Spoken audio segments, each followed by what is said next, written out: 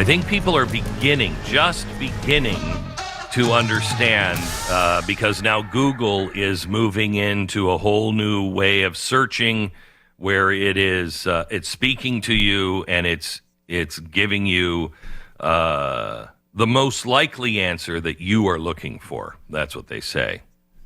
Yeah, it's a fascinating thing. And you mentioned the Scarlett Johansson thing for a minute. We should dive into that a second, because this is seemingly incredibly egregious. If she's telling the truth about what happened here, because, Scarlett Johansson was in this movie in 2013 called Her. I don't know if you even remember it. I do.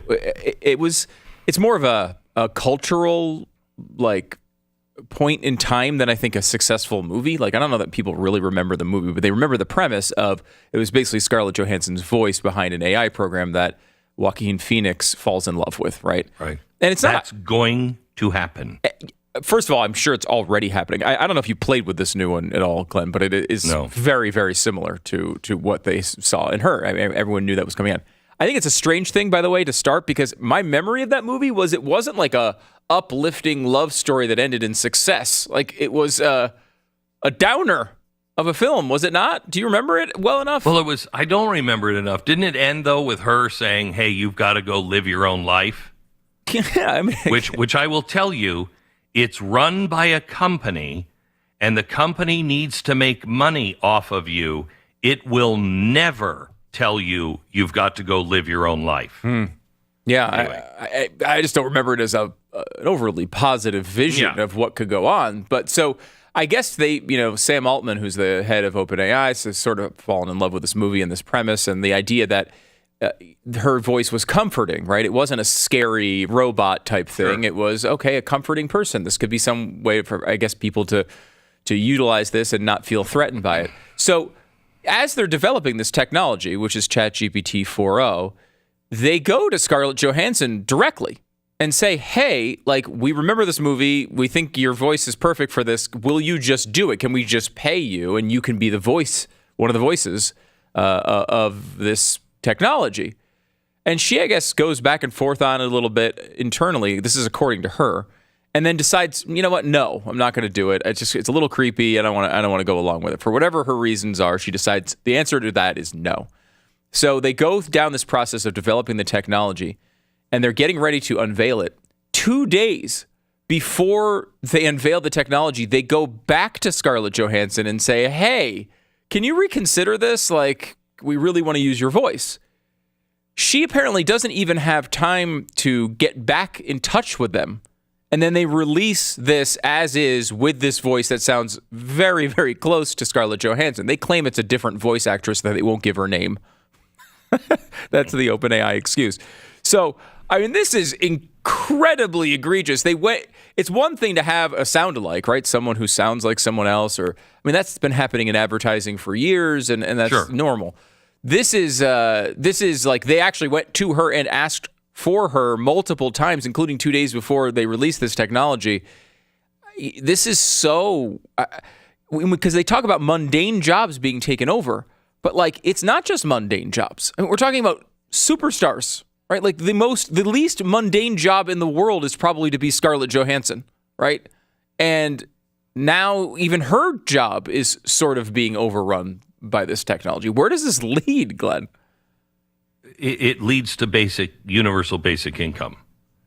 It leads to let me ask ChatGPT. Hang on, let me show you. Let me show you how fast this works. Did you see the Apple commercial where they were, it crushed all of the artist stuff? Right. We have play a little bit of it here, Sarah, will you?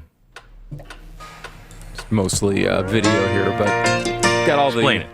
You got the art going on, you got musical instruments, you've got paint, all these, creative things, and the hydraulic press is coming down on top of them, a piano and drums and cymbals.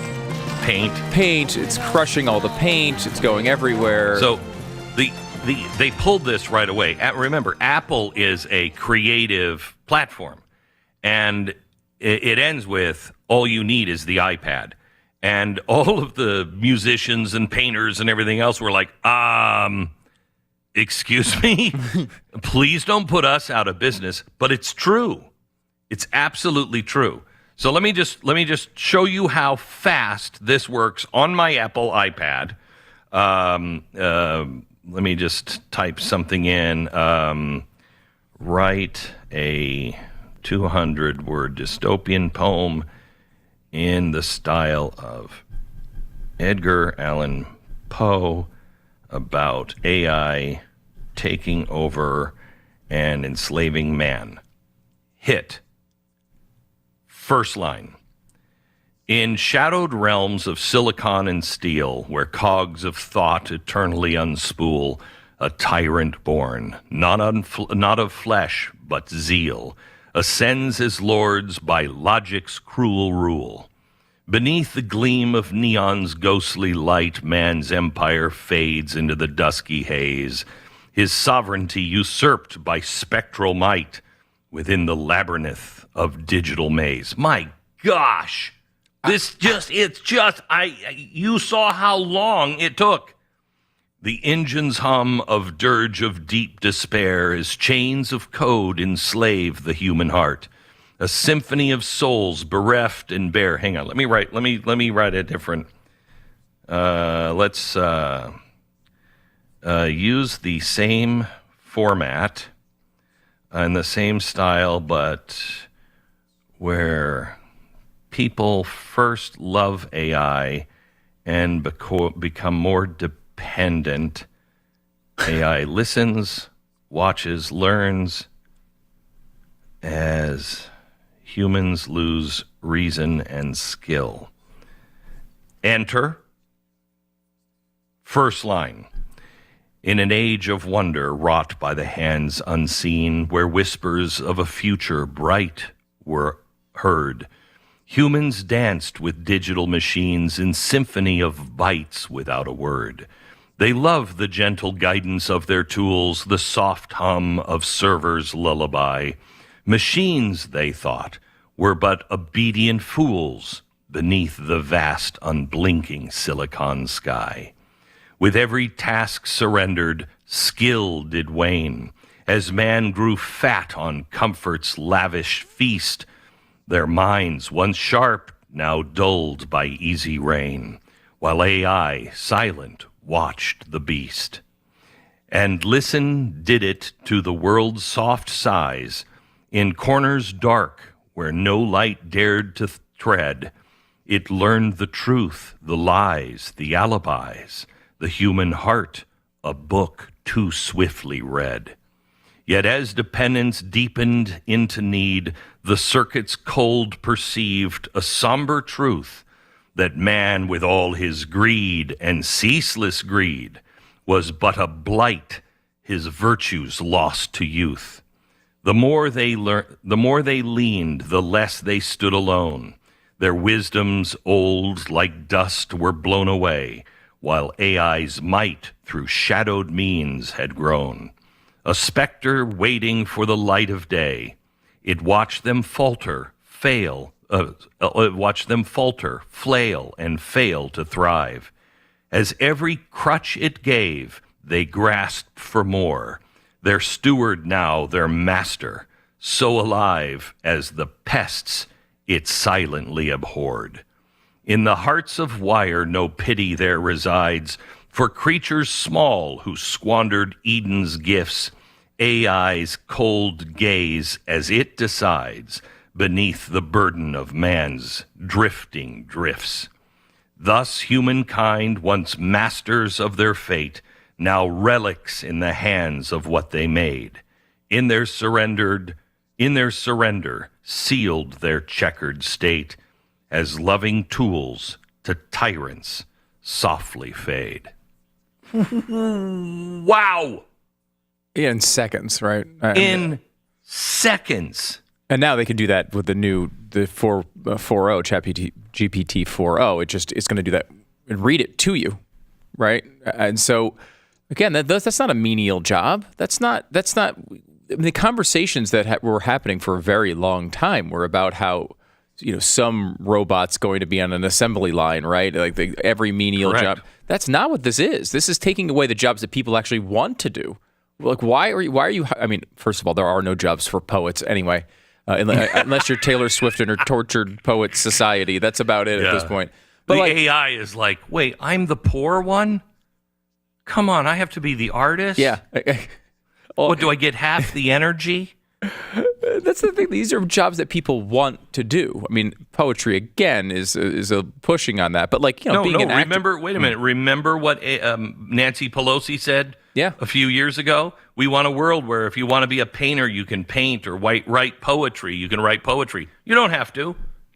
Can you write a poem better than that? It would take me a month to write something that good. Yeah. Yeah, it was actually pretty good. Right off the bat. And of course, if you didn't like it at certain points, you can easily adjust it in seconds as well. So there's a story today, Glenn. I don't know if you've read this, but I'd love to get your thoughts on it, because it's talking about what they're calling the dead internet.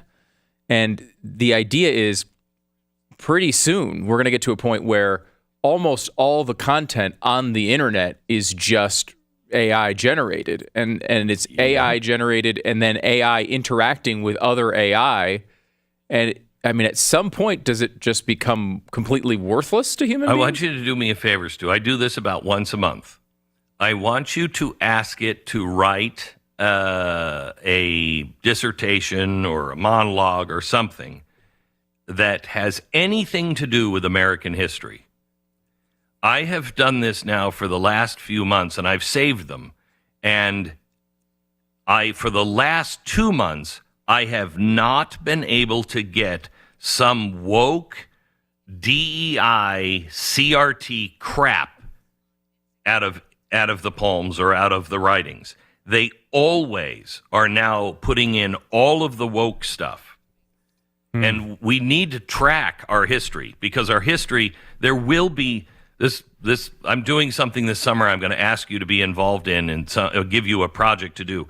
We must preserve our history. We must preserve it in paper form, because this stuff all can be changed the world over overnight.